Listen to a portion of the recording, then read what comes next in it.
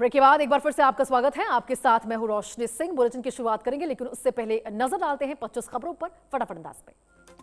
Vietnam में दर्दनाक नाव हादसा में 15 भारतीयों की मौत हुई है। भारतीय दूतावास ने मृतकों की आधिकारिक सूची जारी की। वियतनाम हादसे में तमिलनाडु के 10 पर्यटकों की गई जान, आंध्र प्रदेश के 3 और केरल के 2 पर्यटक शामिल।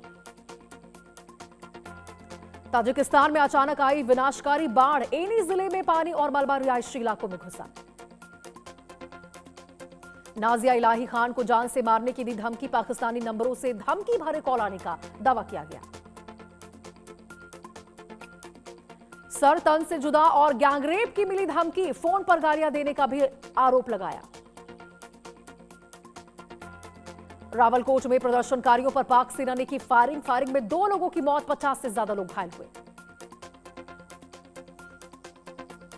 प्रदर्शनकारी 10 जून से धरने पर बैठे थे। फूड सप्लाई काफिले का रास्ता खुलवाने के दौरान हिंसा भड़क उठी।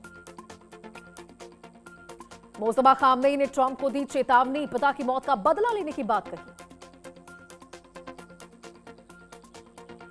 साथ ही खामनेई ने लाखों लोगों का भी आभार जताया है। अंतिम संस्कार में जुटे लोगों का धन्यवाद किया।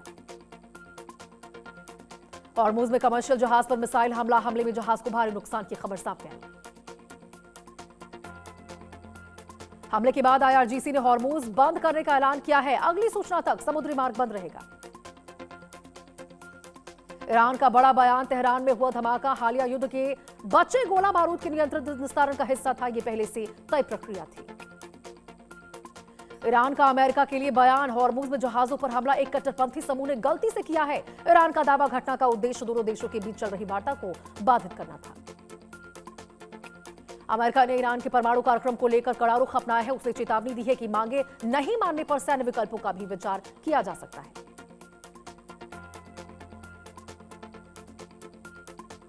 सैटेलाइट तस्वीरों से मिले संकेत कि ईरान अपने परमाणु ठिकानों की मरम्मत और पुनर्निर्माण कर सकता है। इससे अमेरिका के साथ हुए समझौते के पालन पर सवाल उठे।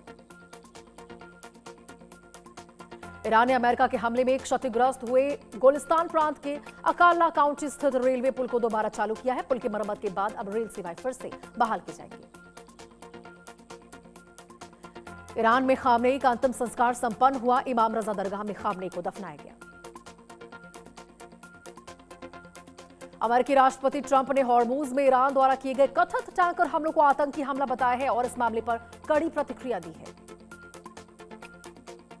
अमेरिका ने ईरान में ताजा सैन्य हमले की खबरों को खारिज किया है और तनाव कम करने के लिए कूटनीतिक प्रयास जारी रखने की बात कही। अमेरिका तनाव कम करने और ईरान से फिर से बातचीत करने की मेज पर लाने के लिए कूटनीतिक प्रयासों में जुटा हुआ है। इजरायल ने ईरान को चेताया कि जरूरत पड़ी तो वो फिर से हमला करेगा और कार्रवाई पहले से ज्यादा ताकतवर हो सकती है। ईरानी सांसद ने अमेरिका के साथ सहयोग को लेकर यूएई को चेतावनी दी है और कहा है कि उससे इसकी कीमत चुकानी पड़ सकती है।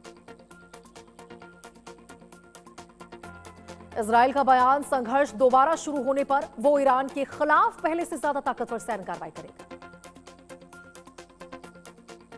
ईरान के एक वरिष्ठ धर्मगुरु का बयान, अब देश भर की जुमे की नमाज में मारे गए नेता अली खामनेई की मौत का बदला लेने की अपील की जाएगी।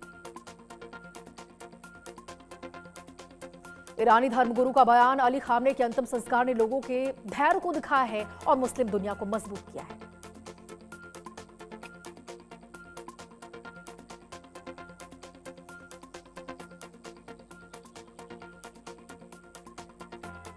खबरों में